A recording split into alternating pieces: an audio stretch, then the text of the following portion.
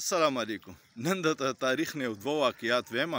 کله چې د هندوستان د اټمي دماکو په جواب کې پاکستان اټمي دماکي وکړي نو ټول قوم ډیر خوشاله او وی چې زه شکر دی زمونږه دفاع اوس مضبوطه شوه.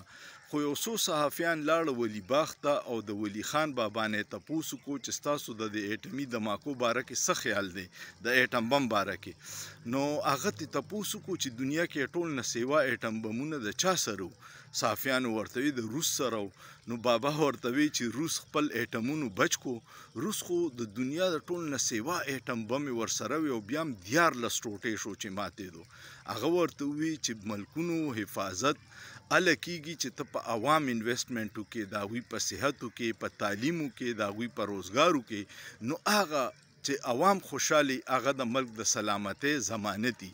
ته چې سوچو کې په دنیا کې لس بهترین ملکونه چې دي ادا سکینډینیوین ملکونه دي، فنلند، ناروے، سویټزرلند، ډنمارک، سویډن.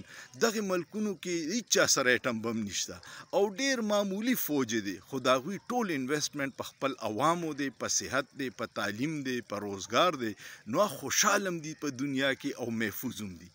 دویمه واقعه دا وه چې د نن 21 کاله مخکې عافیه صدیقي امریکې ته حواله کړې وه. دا د مشرف دور او د مارشل لا د ډیکټیټر او هغه په خپل کتاب کې لیکلي دي چې موږ ډیر خلک د ډالرو دپاره امریکې ته حواله کړي وو، د هغوی په سر چې څه انعام و هیډ مني وه هغه مو وصول کړې وه.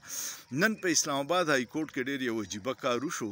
سینیټر مشتاق چې کم زوړ سینیټر و د جماعت اسلامي، هغه چې د عدالت نه راووتو نو هغه مشهور صحافي اسدپور ته وی چې د عافیه صدیقي وکیل چې دی هغه افیډیویټ جمع کړی دی چې دا عافیه صدیقي چې وا 21 کاله مخکې سند حکومت سره د 3 بچو گرفتار کړه او زمونږ ایجنسی یې ورکړه. اخو د ایجنسی نوم هم واغستو، خو زه ډیر غریب سړی یم او کمزور یم، زه نشم اغستی او زمونږ ایجنسو هغه امریکې ته حواله کړه. نو دا د تاریخ 2 واقعیاتو ما وی چې ستاسو سره شیر کم. الله دې په پاکستان او په پاکستانی عوام رحم وکړي او خدای دې د فرسوده نظام نه مونږ خلاص کړي چې یو داسې نظام جوړ شي چې هغه انسانانو ته د انسان په نظر وګوري، د انسانانو په صحت او په تعلیم او په روزګار پیسه خرج کړي، دفاعي بجټونه ملکونه نه بچ کړي. ستاسو څه خیال دی؟ سوچ پیو کې په سوچ کې څه ګناه نشته.